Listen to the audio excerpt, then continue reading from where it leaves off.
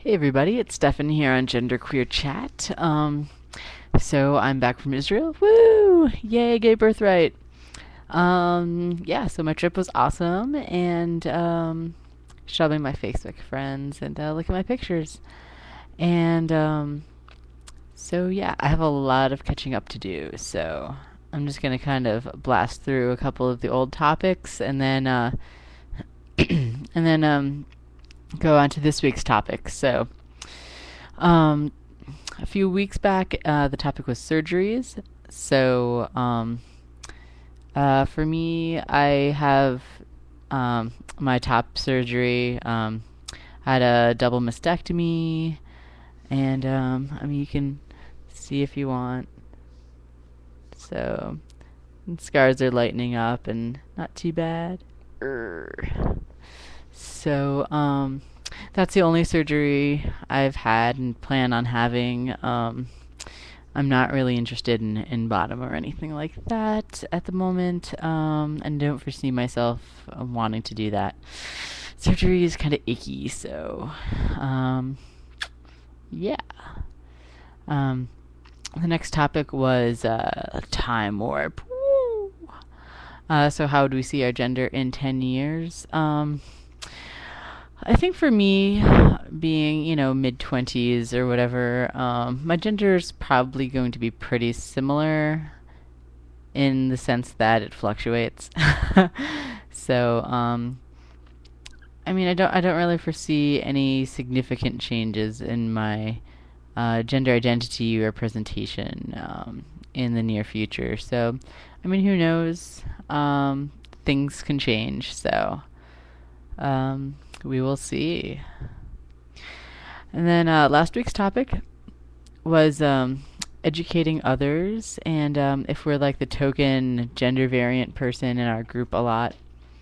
And for me, it's yes, definitely. I'm usually either the only trans person or the only genderqueer trans person in a group, so I either have to educate people on being trans or on being non binary. So there's a lot of educating to be done. But luckily, I don't mind it that much. I like talking about myself in that way, and I really see, educating people as kind of part of my purpose and kind of why I am the way that I am is, and using that, to help myself and others. So, but it does get tiring sometimes. Sometimes you just kind of just want to be and not have to deal with that. But for the most part, the educator in me wins out. So, it was interesting on this past trip to Israel. There was one other trans person on the trip, and by the end of the trip, there ended up being two other trans people on the trip. So yeah, slippery slope to Tranny Town, and so it was kind of good to have somebody else that could field some questions as well. So I wasn't, the only one, but I did answer a lot of questions. First, it was really interesting. One of the questions that I had to deal with a lot was people asking me if I identified as straight because I was the only trans guy who's dating a female identified person. And so, it was interesting to have to explain that, like, yeah, even though we might maybe look like a guy and a girl, like, I totally don't consider myself straight. And, talked about why queer was really, an identity term for me that I, don't want to give up. And, I myself am queer, so any relationship I'm going to be in is a queer one. And, so that was good, and everybody, liked that. And being a gay trip, everybody was pretty, pretty, respectful, and still some people messed up pronouns and whatever. But all in all, it was a really, really great group, and my experience would not have been as great on a regular trip, I don't think. So yay. For anybody who's watching, the registration for the next Gay Birthright in the summer, the registration for that opens on February 15th. So you all should go to Israel Experience, Google it, and sign up for the Rainbow Trip. And that'll be awesome. So, yeah. Um, and this week's topic is about therapy. Um, First of all, I just wanted to put in a plug.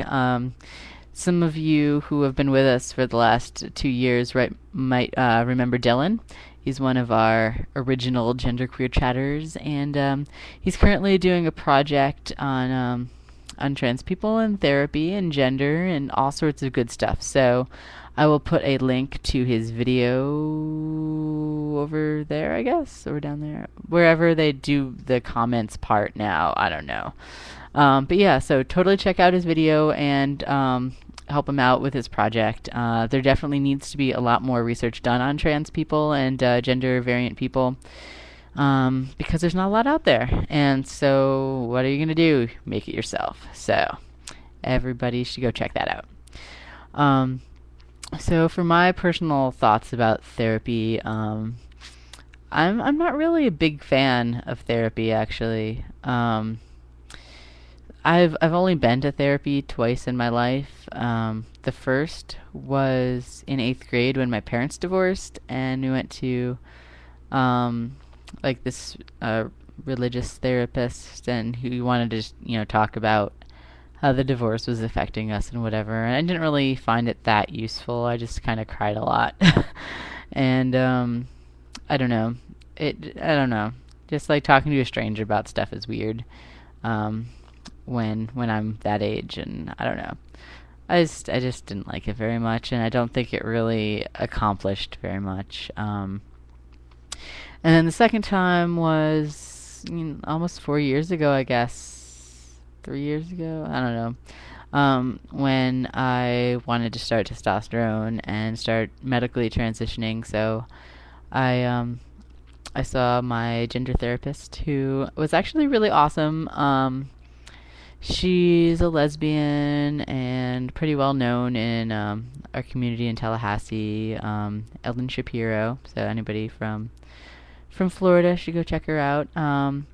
And she's a gender and sexuality and sex therapist. So she's pretty savvy to things. It was really great talking to her because I was comfortable telling her that I'm genderqueer and not just a trans dude. And she was really cool with understanding my non-binary gender identity and being really supportive of me going on testosterone and getting surgery. And then when I talked to her about getting off testosterone, she was also very supportive, and number one, just wanted to make sure that I was good with my decision and felt like I was in a good place. And so that was really nice too, to have that support. And also it was good because I'm not a fan at all of the gender identity disorder. If you're gender variant, you have a mental disease and you're fucked up. So I don't like that at all. And I do support some of the changes that might be coming up in the DSM-5, changing it to gender incongruence, and making it I mean, it's still a disorder, and I still don't like it, but at least it's something that, like, once it reaches congruence, then you kind of don't have it anymore, and so there's better opportunities, and like it's a little bit more gender neutral in terms of like, or not gender neutral, but non-binary, because it says moving to another gender instead of the opposite gender. So some of the language is better, and it's a step in the right direction, but I would really like to see it taken out of the DSM totally, because I think it's just a natural human variation of existence that shouldn't be pathologized. But yeah, so GID sucks. And one of the things that my therapist did was, when they wrote the letter, they said, Stephan meets the criteria for gender identity disorder didn't actually say that I have it. So, I mean, that's just a semantics thing, that, I mean, the insurance companies don't care and whatever, and they just see the letters and see the diagnosis that they want, and it was good enough for me to get my testosterone, get my therapy, or yeah, my hormone therapy, and get my surgery and everything. But for me personally, it was important that I wasn't actually diagnosed. It was just that I meet the criteria. Because I don't want to have a mental disorder hanging over my head, because I'm pretty much one of the sanest people that I know. And so that whole thing is stupid. But yeah, I'm strongly in favor of a more informed consent approach, and I'm really glad that there are some therapists out there that are good with this stuff and actually put the needs of their clients ahead of like any you know pre whatever notions they have, and are willing to work with us. So yeah, so that's my 2 cents on therapy, and you should all go check out Dylan's video and participate in his project. And welcome back, and I hope to see a lot more of you all the rest of the year, and I look forward to seeing what everybody else has to say on the topic. So, alright, I will see you all later. Bye!